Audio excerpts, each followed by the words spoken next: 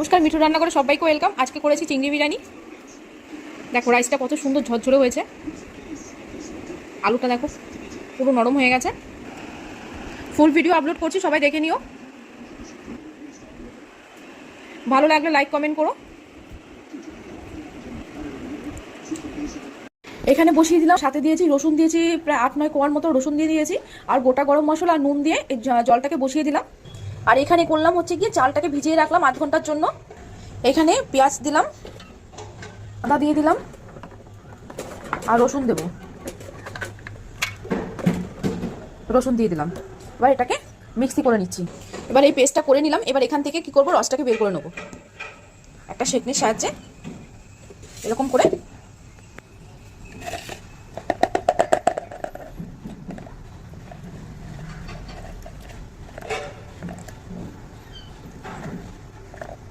এরকম করে পুরো রসটাকে বের করে নেব। এখানে আমি পেঁয়াজ আদা রসুনের রসটা করে নিলাম, কড়াইতে দিয়ে দিলাম সাদা তেল। এবার পেঁয়াজের বেরেস্তাটা এখানটায় ভেজে নেব।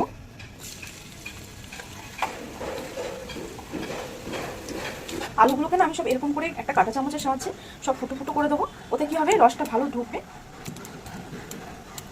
আমি সবকটা আলুর গায়ে এরকম ফুটো ফুটো করে দিয়েছি। এতে কি হবে, আলুর ভিতরে বেশ ভালো রসটা ঢুকে যাবে।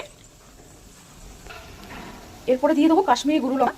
আলাদা করে কোনো ফুড কালার দিই না, তো আমি কি করি, এরকম করে লঙ্কার গুঁড়ো আর একটু সামান্য তেল দুটোকে মিক্সড করে মানে এটাকে আলুর গায়ে যদি মাখিয়ে নিই, তাহলে খুব সুন্দর একটা কালার আসে, মানে দেখতেও ভালো লাগে। ভাতের জলটা এবার ফুটে উঠেছে, এবার আমি চালটা দিয়ে দেবো। চালটা দেওয়া আমার হয়ে গেছে, এবার একটুখানি নেড়ে দেবো। আচ্ছা, একটা কথা বলে দিই, আমি কিন্তু নুনটা আমার যতটা বিরিয়ানি হবে সেই অনুযায়ী একদম পুরো পরিমাণ মতো নুনটা দিয়ে দিয়েছি। পরে কিন্তু আর একদম নুন দেওয়া যাবে না, একটুখানি বুঝে নুনটা দিও। এখানে আমি বেরেস্তাগুলোকে ভেজে নিই, মারবো আলুগুলোকে। তো তোমরা, আমি তো এই প্রেসার কুকারে দিয়ে তোমার 2টো সিটি মারবো। এবার দিয়ে দেবো পেঁয়াজের রস, পেঁয়াজ আদা রসুনের রসটা দিয়ে দেবো, নুন দিয়ে দেবো, জিরের গুঁড়ো, আর দিয়ে দেবো ঘি,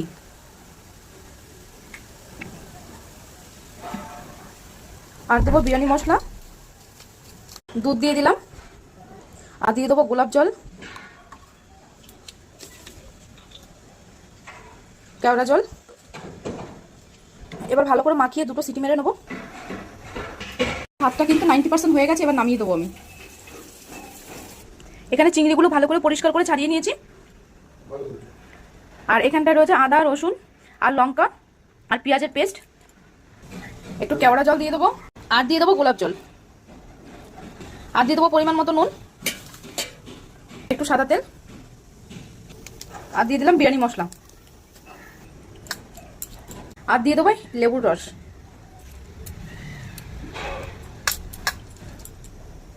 তেলটা গরম হয়ে গেছে, এভাবে চিংড়িগুলোকে হালকা করে ফ্রাই করে নেবো। আর এই প্রথমে চিংড়িগুলোকে তুলে নেবো, বেশি ফ্রাই তো করবো না, হালকা ফ্রাই করবো। এগুলোকে তুলে নিলাম। আর চিংড়ি বেশি ফ্রাই করলে এমনিতেই শক্ত হয়ে যায়, কম করেই হালকা করে সবকটা চিংড়ি ভেজে নেবো। তোমরা বেশি ভাজবে না, হালকাই ভাজবে, তাহলে চিংড়ির টেস্টটাও বেশি ভালো পাবে। এখানে আমি কড়াইতে সাদা তেল আর ঘি দুটোকে একটু গরম করে নিচ্ছি। নর্মালও আমি দিয়েছি একটু ভাতের ভিতরে। এভাবে সবকটা চিংড়িকে ভেজে নিয়েছি। গোলমরিচ,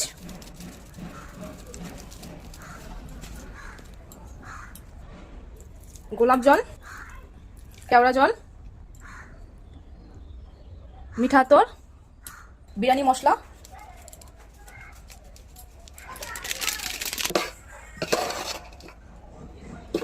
একটু মিক্স করে দেবো।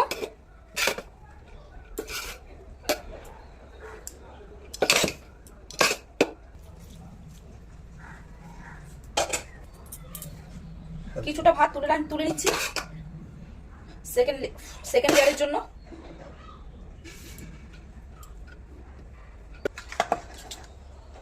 আলুগুলো দিয়ে দিলাম। এবার ঝোলটাও দিয়ে দিলাম।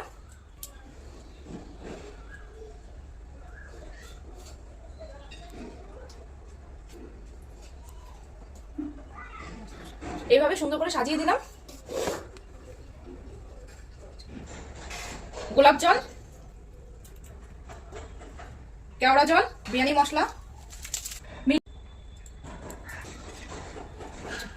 পেঁয়াজের বেরেস্তা,